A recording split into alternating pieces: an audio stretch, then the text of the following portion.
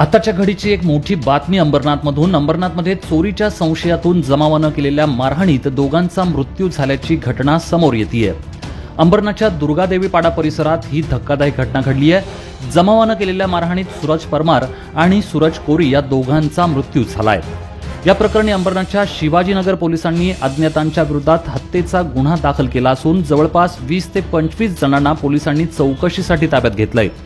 एक मोठी बातमी अंबरनाथमध्ये जमावानं केलेल्या मारहाणीत दोघांचा मृत्यू झालाय।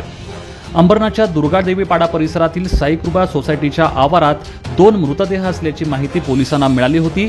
त्यानुसार पोलिसांनी मृतदेह ताब्यात घेऊन शवविच्छेदनासाठी पाठवले होते।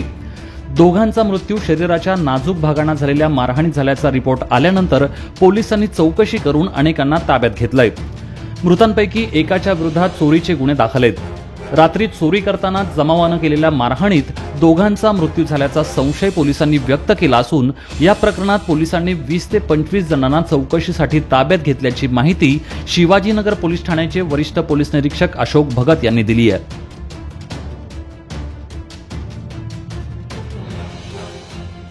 प्रथम रचने सुरुवातीला अकस्मात मृत्यू दाखल केला। डेड बॉडीज हॉस्पिटलला पाठवल्यानंतर आता PM रिपोर्टमध्ये असं आलं की त्यांना आतमध्ये नाजूक अवयवांना जखमा झालेल्या आहे आणि रक्तस्राव झालेला आहे आतमध्ये, त्याच्यामुळे त्यांना मरण आलेलं आहे।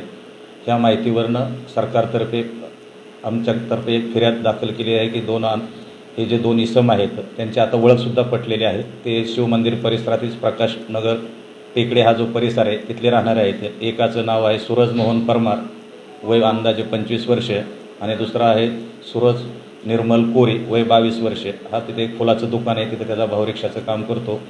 हा पण त्याच परिसरात राहणार आहे, शिवमंदिर परिसरात। दोघे घरी येत नाहीत, कधी येतात कधी जातात, जे मिळेल ते खातात आणि व्यसनाधीन आहेत। त्यांच्या एकंदर सांगितल्या माहिती मिळाल्यानंतर आणि हा सूरज परमार आहे त्याच्यावरती एक रेकॉर्डला चोरीचा गुन्हा पण दाखल आहे। तर असं प्राथमिकदृष्ट्या वाटत आहे की हे चोरी करण्याच्या उद्देशाने त्या परिसरात गेलेले असावं, त्यातून मारहाण झालेली आहे।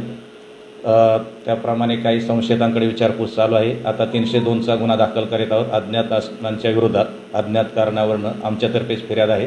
तपासामध्ये पुढे जे निष्पन्न होईल त्या पुढील कारवाई करीत आहोत। सर, कोणाला ताब्यात घेतलं काय? हा, बरेचसे लोक त्या परिसरातले आहेत, सांगत नाहीत, पण आता ते पुरावा जसा येईल त्याच्याप्रमाणे शोध घेऊन त्याच्यातून ज्याचा संबंध असेल अशावरती पुढील कायदेशीर कारवाई करण्यात येईल।